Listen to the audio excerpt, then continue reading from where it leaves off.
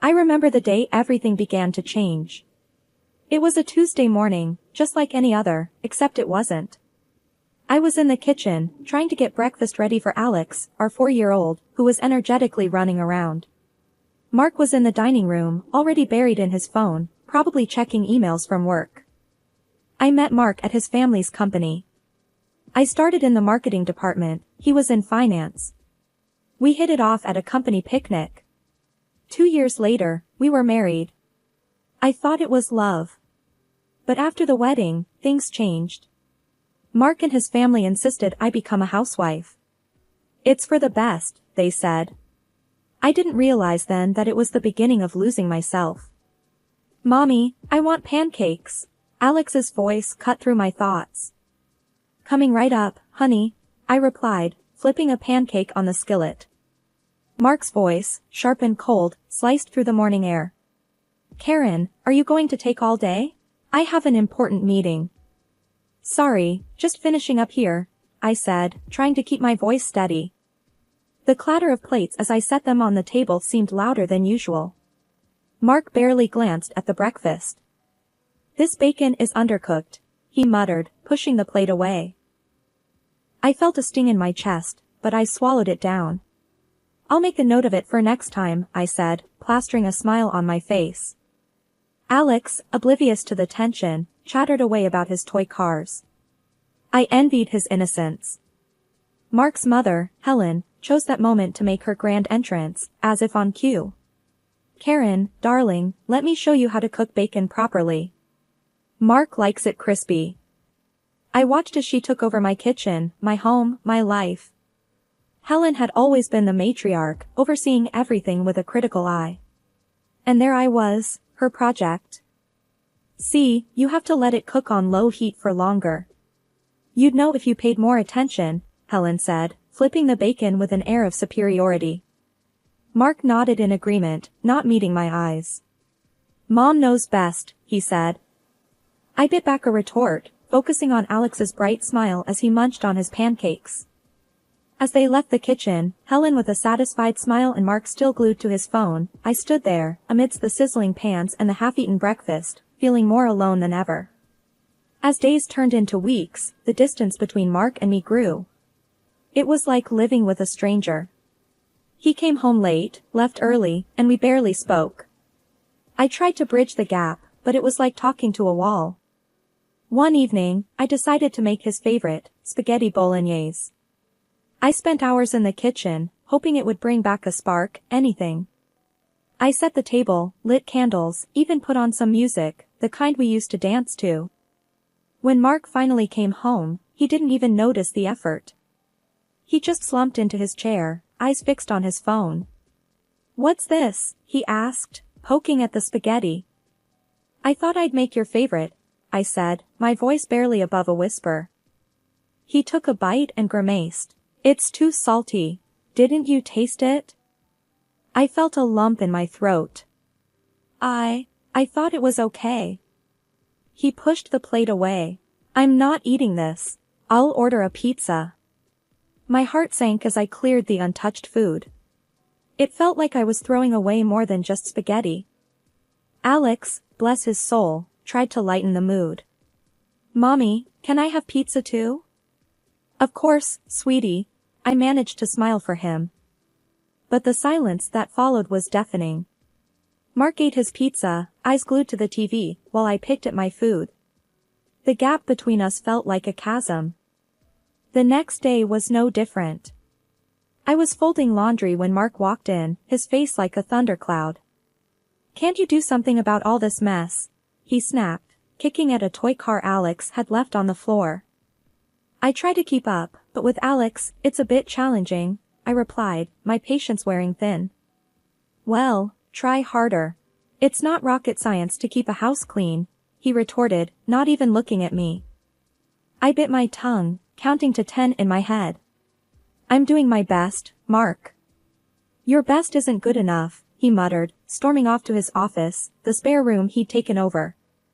It was like this every day. The man I married, who used to make me laugh, who used to listen, was gone.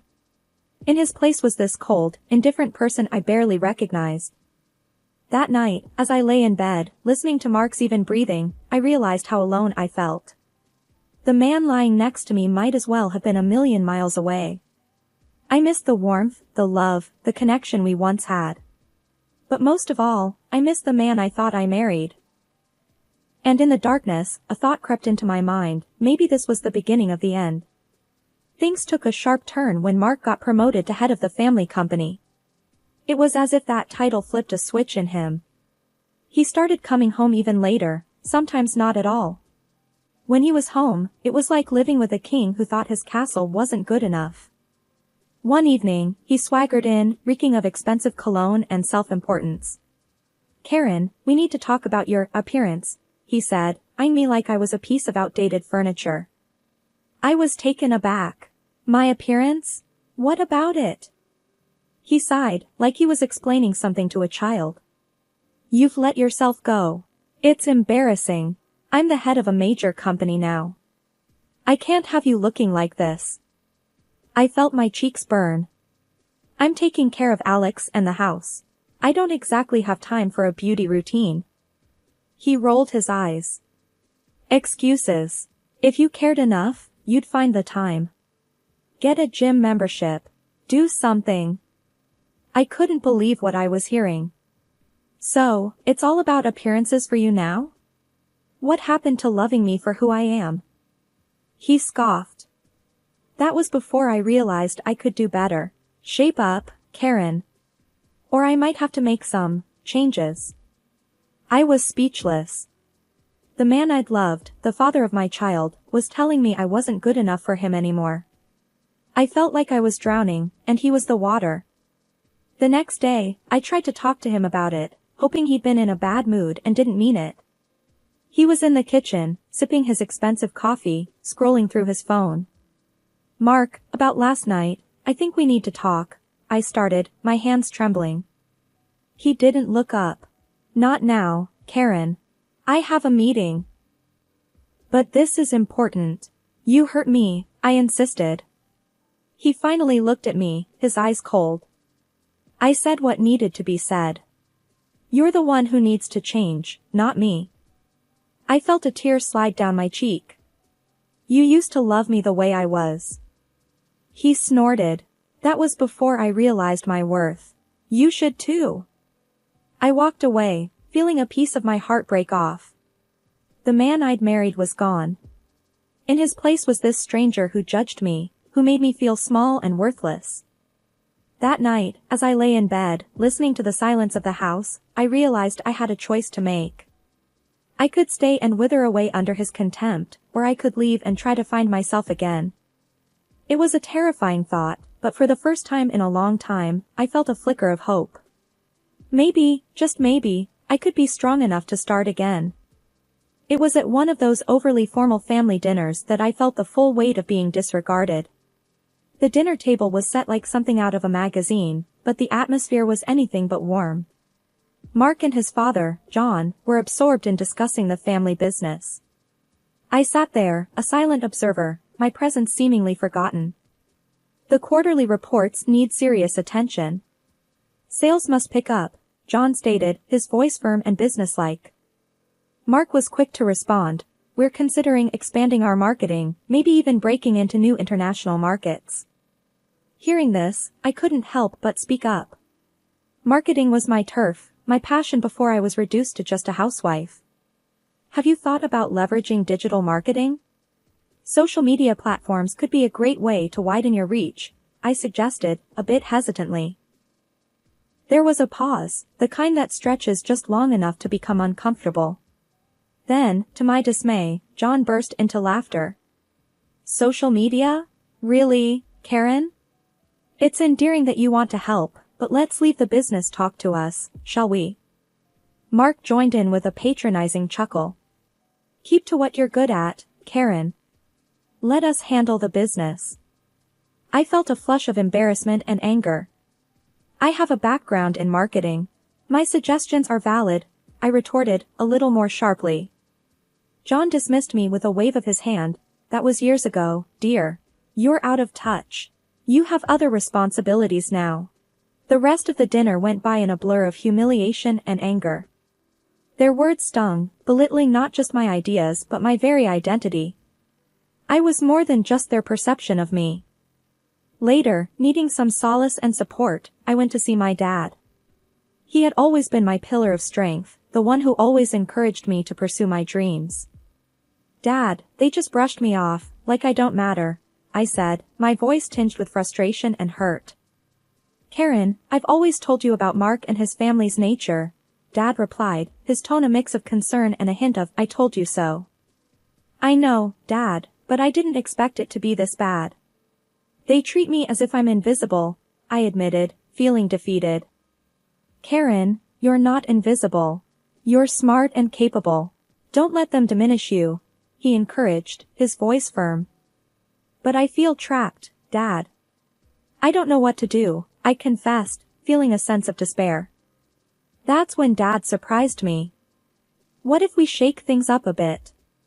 I've got some money set aside from some successful investments. How about I buy shares in Mark's family company?" I stared at him, certain I'd misheard. "You're joking, right?" "No, I'm serious. It's high time someone showed them you're not to be underestimated." I laughed, despite the situation. The thought of my dad, the outsider, getting involved in their precious family business was absurd, yet strangely satisfying. Life, as I knew it, came crashing down one ordinary Tuesday. I had been feeling under the weather for a while, but I brushed it off as stress or fatigue. It wasn't until I found a lump that I couldn't ignore it anymore. The doctor's appointment was supposed to be routine, but it wasn't. Sitting in the sterile doctor's office, the words hit me like a ton of bricks. "I'm sorry, Karen, but it's breast cancer. We caught it early, but you'll need immediate treatment." I sat there, numb. Cancer? Me? It couldn't be. But the doctor's solemn face told me it was all too real. I have a son. A family. What are my options?" My voice sounded distant, even to my ears. "We'll discuss treatment plans, but it's important we start soon," the doctor said gently. I walked home in a daze. How do I tell Mark? How do I tell Alex? My mind was a whirlwind of fear and uncertainty. Mark was in the living room when I got home, glued to his laptop as usual. "Mark, we need to talk," I said, my voice barely above a whisper. He glanced up, annoyed. "What now, Karen? Can't you see I'm busy?" I took a deep breath. "It's serious. I went to the doctor today. I have breast cancer." For a moment, there was silence. Then he said something I'll never forget. "Cancer? Great. Just what I needed. More drama."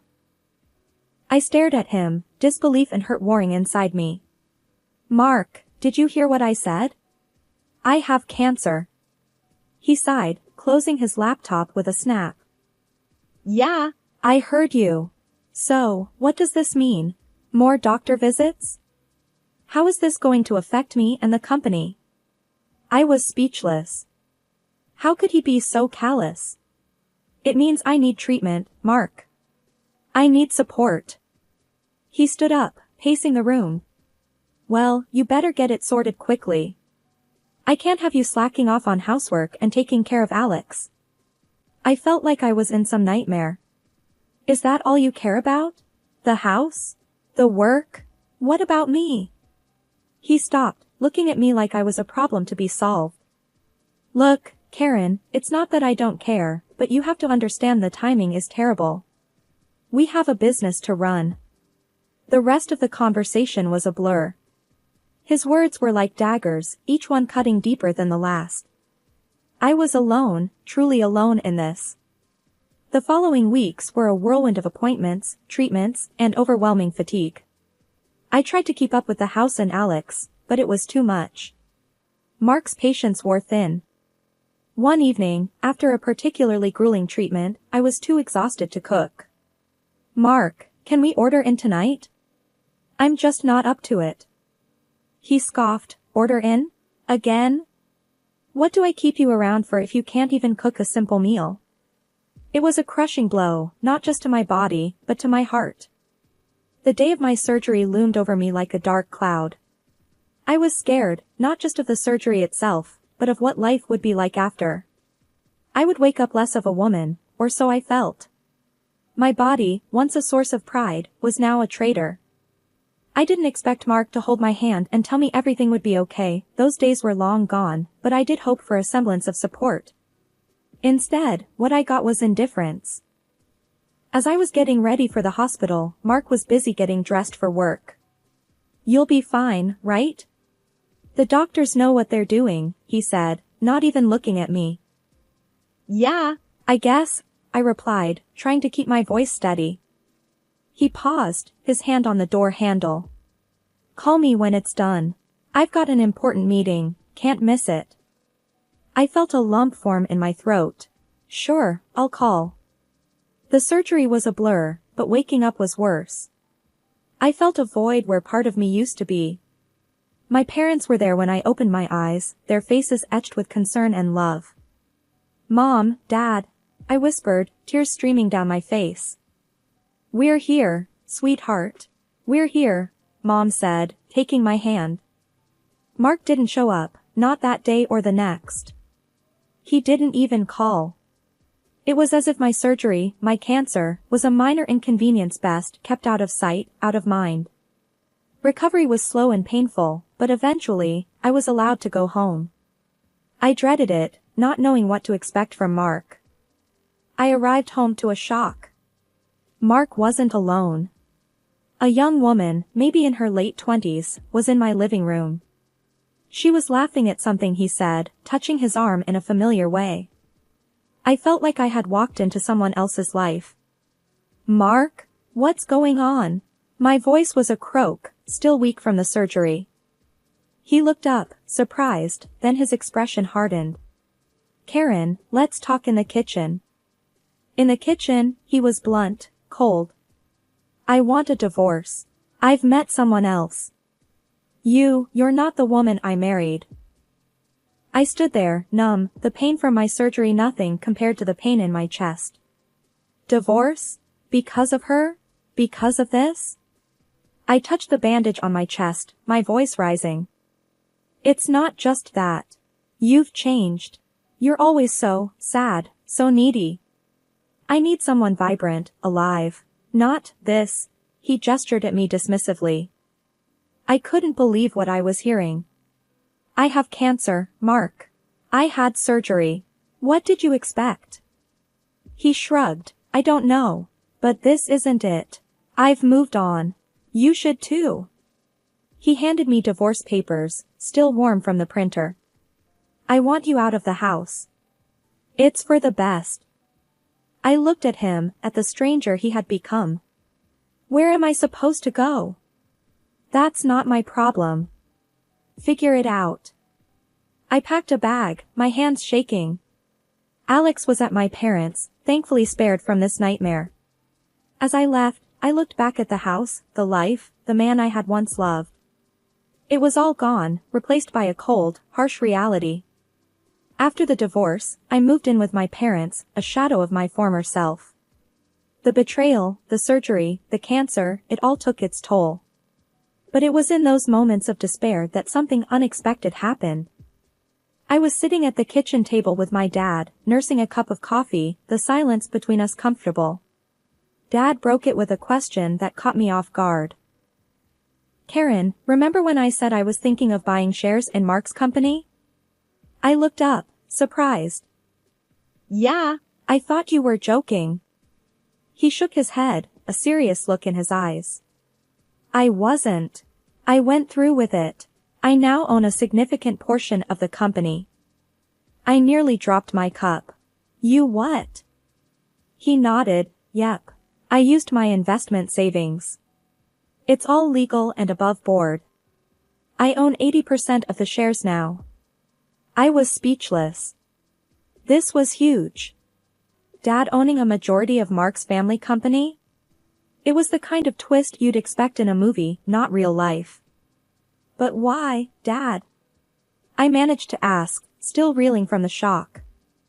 He took a sip of his coffee before answering. Because no one messes with my daughter. Plus, it was a good investment opportunity. It's a solid company, despite Mark. A part of me was overwhelmed by his gesture, but another part, a part one thought was long buried, felt a spark. Revenge wasn't my style, but justice? That was a different story. Dad, what are you planning to do with those shares? I asked, curiosity piquing. He grinned.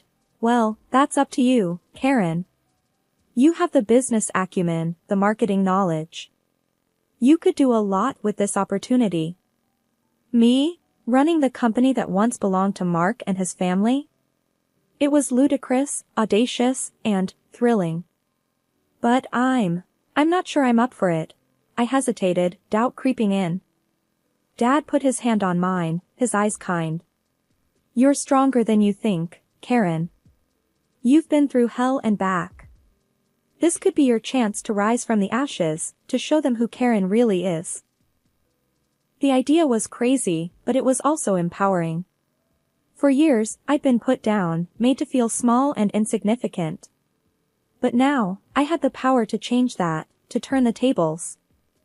I spent the next few days thinking about it, weighing the pros and cons. It wasn't just about revenge, it was about taking control of my life, about proving to myself that I was more than what Mark and his family thought of me. Finally, I made my decision. I was going to do it. I was going to take on the company, make it my own. It was a daunting thought, but for the first time in a long time, I felt a sense of purpose, a drive. Dad, I'll do it. I'll take over the company, I said, my voice steady and confident. Dad smiled, his eyes twinkling. I knew you would. I'll set up a meeting with the board. It's time they met the new majority shareholder. The day of the shareholders' meeting dawned, a day that would mark my foray into a world I had been shut out from for so long. I stood outside the company building, taking a deep breath. Inside, the board, along with Mark and his father, awaited the arrival of the new majority shareholder. They were in for a surprise. Dressed in my best suit, feeling more confident than I had in years, I pushed open the doors and walked into the boardroom. The looks on their faces were priceless. Karen, what are you doing here? Mark stammered, his face a mix of confusion and disbelief.